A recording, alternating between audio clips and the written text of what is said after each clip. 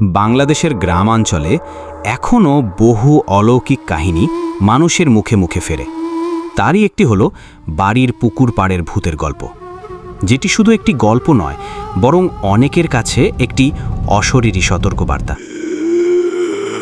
এই গল্পের পটভূমি একটি পুরনো জমিদার বাড়ির পাশে অবস্থিত একটি পুকুর পাড়, যার গভীর নীরবতা আর রহস্যময় পরিবেশ আজও কাঁপিয়ে তোলে স্থানীয়দের হৃদয়। মৈনাপুর গ্রামের এক কোনায় ছিল একটি পুরনো বাড়ি।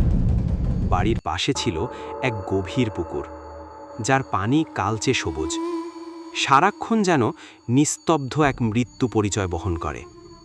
দিনের বেলা পুকুরটা নিরীহ মনে হয়, রাত নামলেই বদলে যেত পরিবেশ।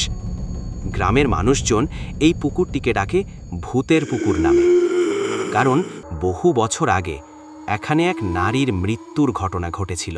কথিত আছে, রত্না নামের এক নববধূ এক সন্ধ্যায় পুকুরে জল আনতে গিয়ে আর ফিরে আসেনি। পরদিন তার মৃতদেহ পাওয়া যায় পুকুরের মাঝখানে ভেসে থাকা অবস্থায়। মুখে ছিল এক বীভৎস হাসি। সেই থেকে শুরু। গ্রামের মানুষ বলে রত্নার আত্মা আজও পুকুর পাড়ে ঘোরে, বিশেষ করে অমাবস্যার রাতে। কেউ কেউ রাতের দিকে পুকুর পাড় দিয়ে হেঁটে গেলে শুনতে পায় কান্নার আওয়াজ, কিংবা দেখতে পায় শাড়ি পরা একজন নারী, যিনি হঠাৎ মিলিয়ে যান কুয়াশার মাঝে। কিছু বছর আগে গ্রামের এক যুবক রিপন চ্যালেঞ্জ করে রাতে পুকুর পাড়ে বসে থাকার সিদ্ধান্ত নেয়। বন্ধুদের সাহস দেখাতে সে মোবাইলে ভিডিও করছিল। প্রথম 30 মিনিট কিছু হয়নি, কিন্তু হঠাৎ অদ্ভুত ঠান্ডা অনুভব করে।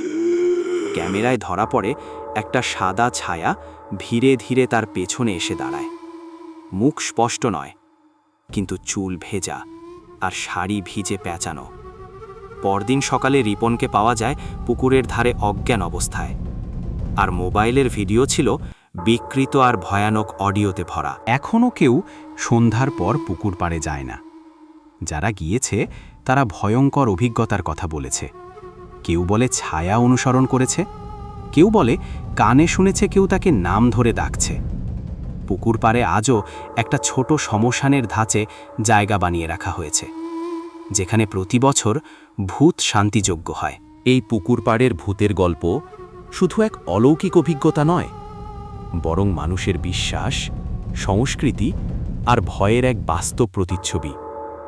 এ যেন এক অদৃশ্য জগতের দরজা, যেটা শুধু সাহসীদের জন্য খোলা। আপনি কি সাহসী? তাহলে একবার সন্ধ্যার পর গিয়ে দাঁড়িয়ে দেখুন, হয়তো সেই সাদা শাড়ির নারী ঠিক পেছনে দাঁড়িয়ে আছে।